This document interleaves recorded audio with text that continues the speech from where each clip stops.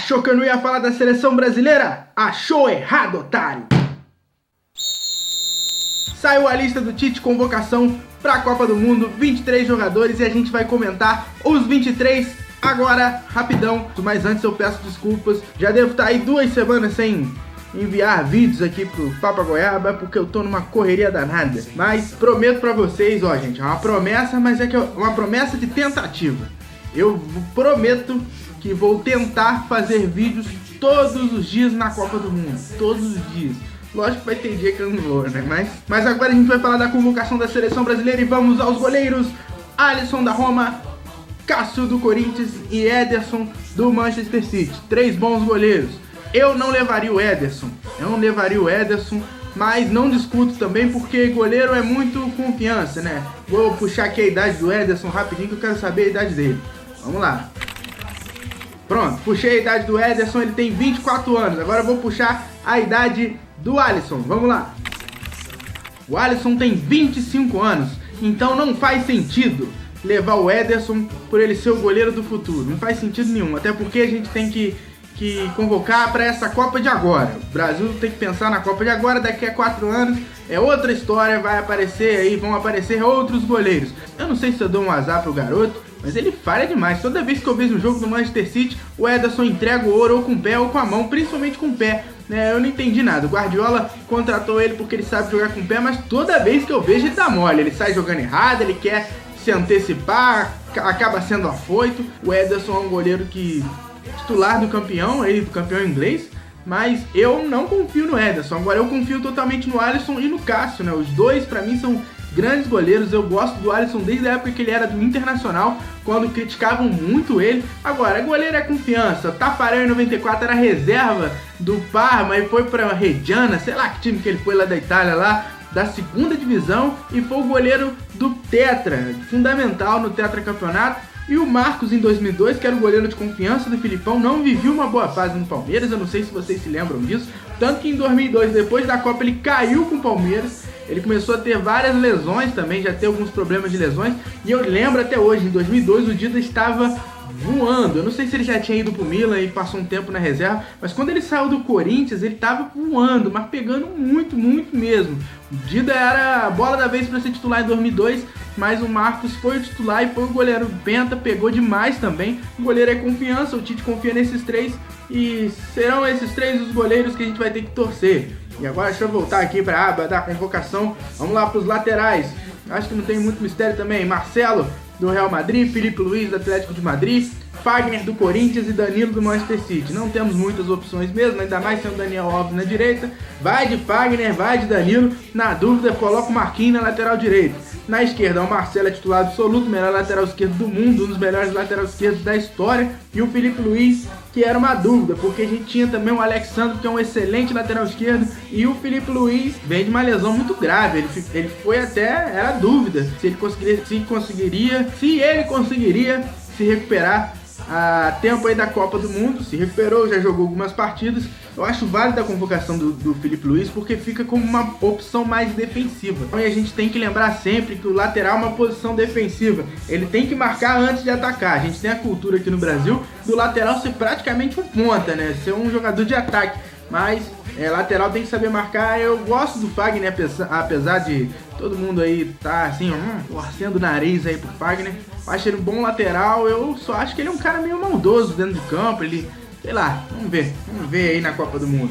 Zagueiros, eu acho que não tem dúvida nenhuma. Miranda, Thiago Silva, Marquinhos e Pedro Jeromel. Pra mim, os 4 você pode fechar o olho e colocar 2, que tá muito bem servido. Ainda bem que ele não levou o Rodrigo Caio, que seria pra mim como se fosse o Henrique da última Copa. Eu não sei se vocês lembram, mas o possante Henrique foi convocado pelo Filipão pra Copa de 2014. Aquele mesmo que jogou no Fluminense. Jogou não, né? Jogou nada no Fluminense, era capitão do time, mas sinceramente não tem saudades nenhuma do Henrique. Era melhor ter levado o Gum em 2004. Se era pra levar o Henrique, leva o Gum, que é melhor que ele.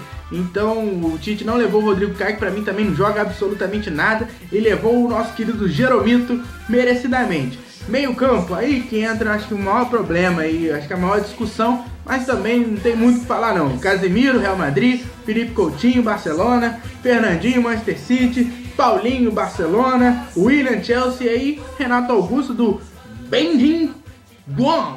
da China, e Fred, do Shakhtar Donetsk.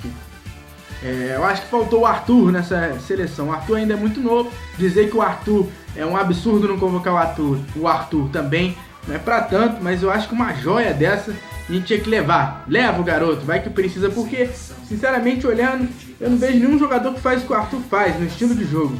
De pegar a bola, organizar o jogo, talvez o Fernandinho, o Casemiro ali, mas eu acho que não é. Nossos volantes ou é mais de marcação, como o Casemiro, que marca muito, joga também, chega no ataque, mas sempre com passes mais verticais, Fernandinho, mesma coisa, ou de infiltração, como o Paulinho, o Fred, o Renato Augusto. Talvez o Renato Augusto é mais parecido com o Arthur, só que aí que entra o problema. Eu nem discuto o Fred, não. O Fred é uma surpresa para alguns, que é do Shakhtar Donetsk, mas ele é muito bom jogador. Ele jogou muito no Internacional antes de sair daqui, foi pro Shakhtar. Aí que tá o problema também, joga lá no Ucranianão, né, na Ucrânia. Então, eu não sei até que ponto também jogar na Ucrânia é tão vantagem assim. Mas ele é bom jogador, eu vi alguns jogos do Shakhtar, em todos eles ele se destacou na Champions League, ele foi ali, pelo menos no setor de meio, pra mim o melhor jogador do time, jogou demais mesmo, mas muito, muito, muito. E todas as vezes que ele entrou na seleção também, ele jogou bem, ele tem personalidade, então eu não vejo nenhum problema no Fred não. Pra mim, o mais discutível nessa seleção é o Renato Augusto. Ele é um jogador de confiança do Tite, saiu do Brasil como o melhor jogador do Brasil, é indiscutível que ele joga muito. Mas os últimos jogos que eu vi do Renato Augusto na seleção me preocupa. Me pareceu um jogador, tecnicamente a gente sabe, conhece, mas fisicamente já em declínio. E jogando na China, a exigência física, eu não creio que seja tão forte, tão pesada como jogar inclusive aqui no Brasil. Você jogar o campeonato chinês, sinceramente, eu não sei em que estado o Renato Augusto vai se apresentar na seleção. Aí a gente tem que confiar no Tite e na sua comissão técnica, né? Tá vendo o cara de perto, então vamos ver. A gente espera que o Renato Augusto chegue em condição. Agora, pra mim, ele não deve ser titular na seleção, não deveria ser. Vamos ver aí com o Tite, nos treinamentos aí na Granja Comari, depois em Londres e depois em Sochi, na Rússia, na nossa querida Rússia. E os atacantes, Douglas Costa, Douglas Costa é uma costa só, não tem duas não, né? Douglas Costa, Firmino, Gabriel Jesus, Neymar e o nosso possante Taison, que não é aquele, o boxeador, é o atacante também do Shakhtar Donetsk. Vamos lá, o Taison é um jogador completamente discutível na seleção, mas vai convocar quem no lugar dele? O Luan do Grêmio? O Luan do Grêmio, inclusive isso é na cabeça do Tite principalmente, né? Nem tanto na minha, mas eu até concordo com a visão dele.